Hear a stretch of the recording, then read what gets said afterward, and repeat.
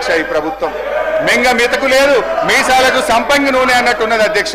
మొత్తం మీద 2 పూర్తి స్థాయి బడ్జెట్ల తర్వాత ఈ ప్రభుత్వం 6 గ్యారంటీల అమలు విషయంలో ఇవాళ చేతులెత్తిందనేది స్పష్టంగా అర్థమవుతుంది అధ్యక్ష.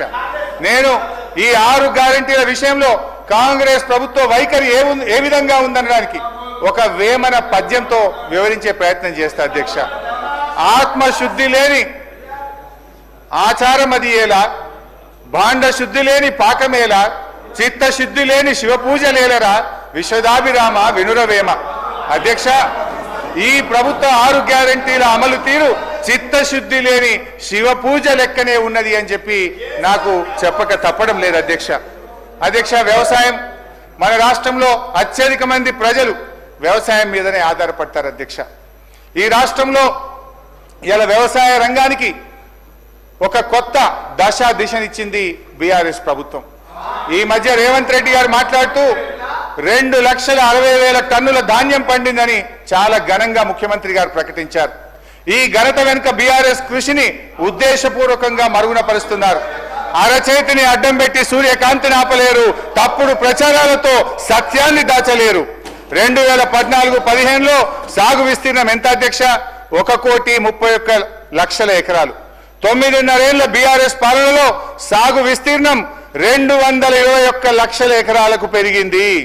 రికార్డు స్థాయిలో అంటే 68% 9 ఏళ్ల బీఆర్ఎస్ పాలనలో సాగు విస్తీర్ణం పెరిగింది. ఎట్లా పెరిగింది అధ్యక్ష? మంత్రమేస్తే పెరిగిందా? మాయ చేస్తే పెరిగిందా? సాగు విస్తీర్ణం వెనుక బీఆర్ఎస్ ప్రభుత్వం అమలు చేసిన వ్యవసాయ అభివృద్ధి ప్రణాళిక కీలక పాత్ర పోషించింది.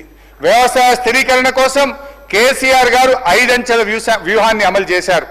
పెండింగ్ ప్రాజెక్టులను రన్నింగ్ ప్రాజెక్టులుగా మార్చడం, కొత్త ఇరిగేషన్ ప్రాజెక్టులు చేపట్టడం, మిషన్ కాకతీయ ద్వారా చెరువుల పునరుద్ధరణ, పెద్ద ఎత్తున చెక్ డ్యాంల నిర్మాణంతో సాగునీటి వసతులు అభివృద్ధి చేసినాం.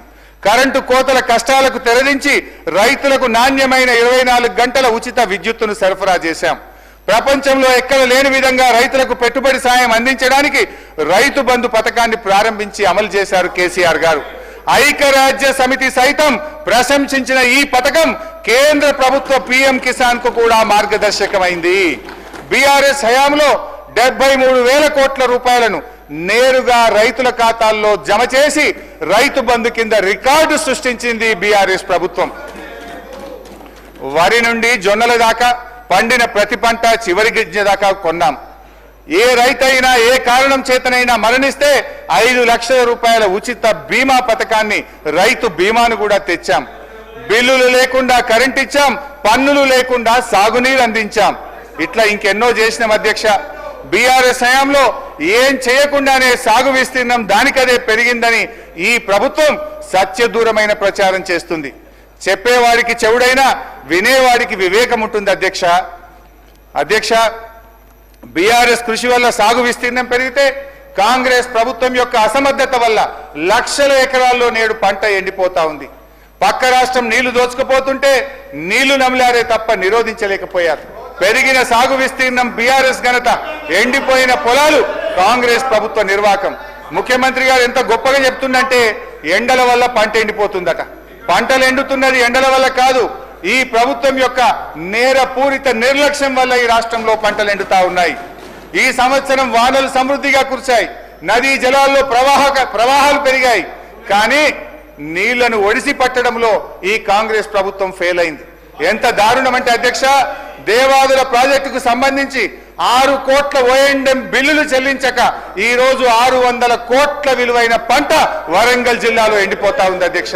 33 రోజులు మోటార్లు ఆలస్యంగా స్టార్ట్ చేశారు. ఇది కాలం తెచ్చిన కరువు కాదు, కాంగ్రెస్ ప్రభుత్వం తెచ్చిన కరువు. రైతు బంధు ఇప్పుడైతే 10,000, మేమొస్తే 15,000 అన్నారు. ఎనుముల వారిని నమ్ముకుంటే ఏం జరిగింది? ఎగవేతే మిగిలింది అధ్యక్ష. వానకాలం రైతు భరోసా ఎగ్గొట్టారు. యాసంగిలో 15,000 ఇవ్వాల్సిన భరోసా 12,000 కుదించారు. ఇది కూడా కొందరి రైతుల ఖాతాల్లోనే వేశారు. రైతు కూలీలకు భరోసా లేదు, కౌలు రైతుల ప్రస్తావన లేదు. చేతు గుర్తు వారి చేతగాని పాలనలో రైతు మళ్ళీ అప్పు కోసం చెయ్యి చాపాల్సి వస్తుంది అధ్యక్ష. అధ్యక్ష, రుణమాఫీ అధ్యక్ష, స్టేట్ లెవెల్ బ్యాంకర్స్ మీటింగ్ లో సంపూర్ణ రుణమాఫీకి ఎంత కావాలంటే 49,500 కోట్ల రూపాయలని చెప్పారు. ఆ రోజు ముఖ్యమంత్రి గారు చాలా గొప్పగా చెప్పారు, ఒక్క సంవత్సరం అవినీతి చేయకుండా కడుపు కట్టుకుంటే 40